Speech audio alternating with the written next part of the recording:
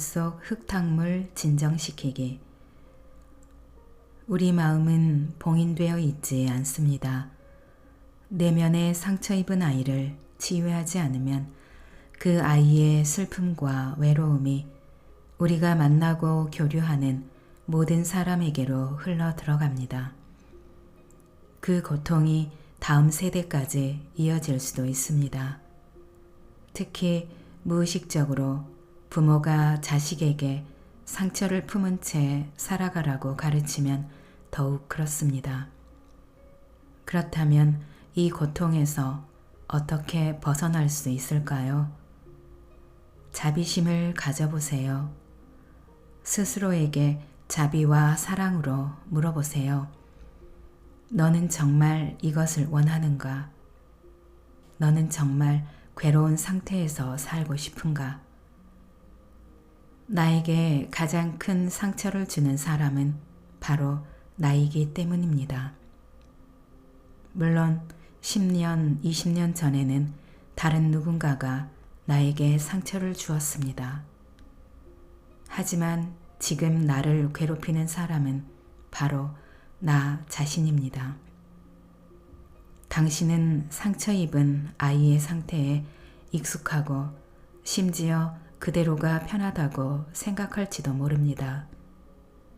우리에게 상처를 준 사람에 대해 말하면 사람들이 공감해 주니까 내가 정당해지는 것 같아서 자꾸 더 말하게 될 수도 있습니다. 자신이 얼마나 참았는지 말하며 기특해 할 수도 있습니다. 하지만 그러면서 당신은 어떤 사람이 되고 있나요? 당신은 어떤 상태에서 살고 싶은가? 자신에게 이 질문을 솔직하게 그리고 용감하게 던져보세요. 그럼 그런 괴로운 상태에서는 단 하루도, 단 1시간도, 단 1분도 살고 싶지 않음을 깨달을 것입니다. 과거의 고통을 떠나보낼 준비가 아직 안 되었다 싶을 수도 있습니다. 하지만 포기는 금물입니다.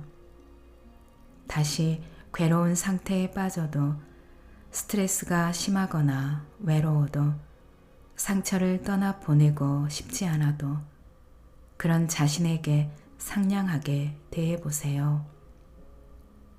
잠시 상상해 보십시오. 행복한 아이의 아름다운 의식 상태로 깨어난다면 어떨까요? 다시 사랑하고 신뢰하게 된다면 어떨까요? 상처받은 아이가 아무리 우리를 단단히 움켜잡고 있어도 현재의 그 모습을 드러내는 과거, 그 내면의 상태를 가만히 지켜보기만 해도 내면의 동요는 가라앉게 됩니다. 가만히 두면 흙탕물은 가라앉음을 반드시 기억하기 바랍니다. 과거의 상처를 무시하거나 혹은 여러 가지 특별한 의미로 미화해서는 치유되지 않습니다.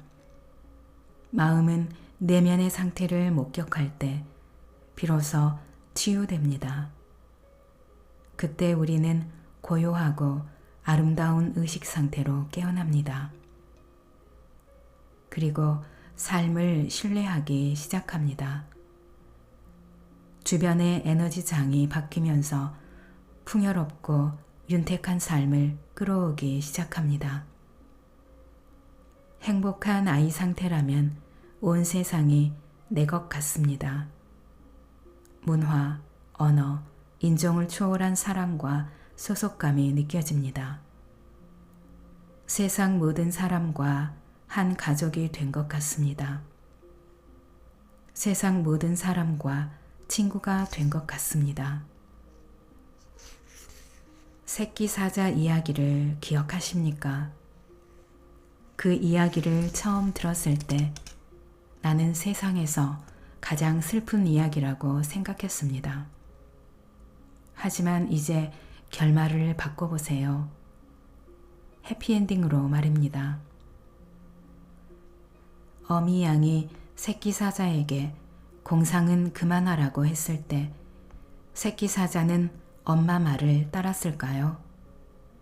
물론 따랐습니다.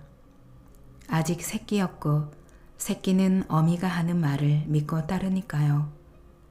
그리고 몇 년이 지난 어느 날 거대한 사자 한 마리가 그 양의 무리를 공격하려 했습니다.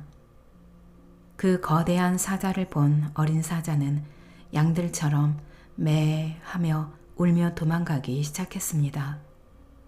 그 광경에 충격을 받은 거대한 사자는 그 어린 사자를 잡고 포효하며 말했습니다.